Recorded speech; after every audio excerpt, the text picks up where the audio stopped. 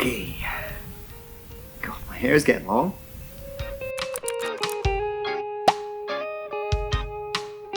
Hello, how's it going? Welcome to another video. We are now in Coffee Bay. We travelled, I think, 4 hours from Sinsa to here. We're staying at a place called the Coffee Shack, which is sort of nestled right in amongst the bay of Coffee Bay. The Coffee Shack, surprisingly, is actually a spot I do remember from when I did this trip back in 2010. But the rest of the trip, I think, being 18 and overwhelmed at what's going on, I don't remember anything. But yeah, it's a cool spot. It's ran by Dave and Belinda Malherbe. Dave's an ex-pro, I believe, and he's been coaching the guys while we've been here as well, which has been super beneficial.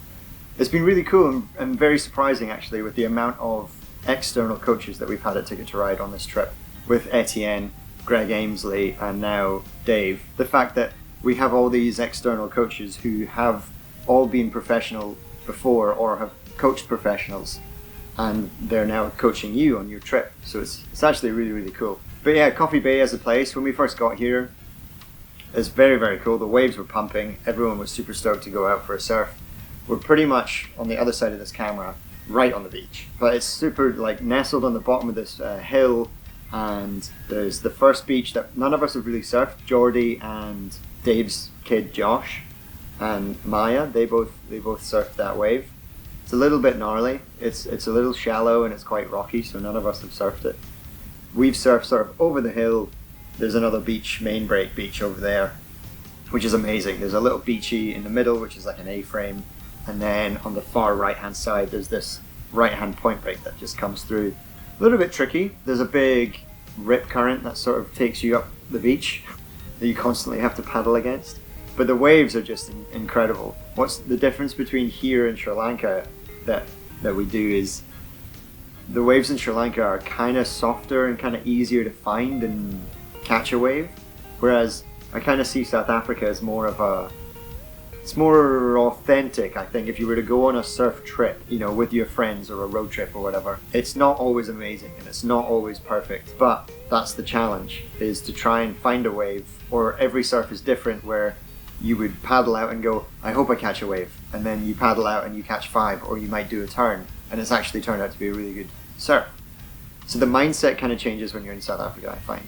We've had probably some of the best waves that I've seen on a surf trip, but then also halfway through being here in Coffee Bay, we hit a big storm and we were kind of just hunkered down in the rain for 4 days, which is bound to happen. It wasn't a huge downer for everyone. Everyone kind of grouped together and we went to some restaurants and we drank some coffee. It was very nice. But yeah, that was, I guess it's the one disappointment about Coffee Bay is we've not had too many surfs here. We managed to surf on arrival and then the weekend. So we got maybe 3 or 4 days of surfing, and then from Monday to Thursday it was just rain. Well, not just rain, but it was raining, and then it was also kind of this big swell turned up, so it was too big for the guys to go and surf. But yesterday, 2 days ago, yesterday, today has been perfect. We all went out for a surf. It was a wonderful time.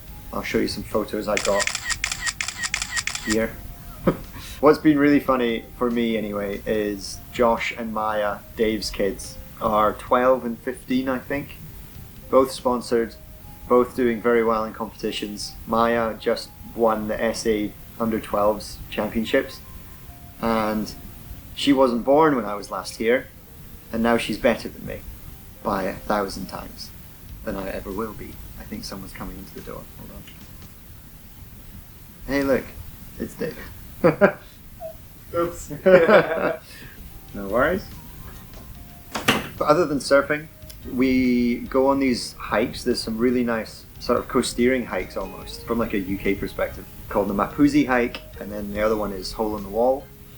Hole in the Wall is basically what it says on the tin. There's a big hole in the wall and the swell comes through it. I'll put some clips actually over of Jordy and Dave, and Lucy actually tried to surf the wave that came through that hole. It's a super cool hike. It's about 3.5 hours long.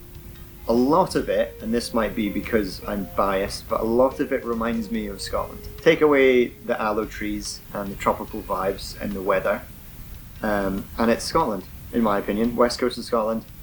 It looks great. It was class. On the other side, on the other hike, the Mapuzi one, more of like an adventurous sort of scramble walk with some very sketchy moments. But everyone's fine. No one was hurt. We all made it back alive. And that's kind of what I like about this trip as well, is that it's not just surfing. I mean, the majority of it is, and the main goal is you get better at surfing. We want to take you to the best waves in South Africa, and possibly some of the best waves you'll ever surf.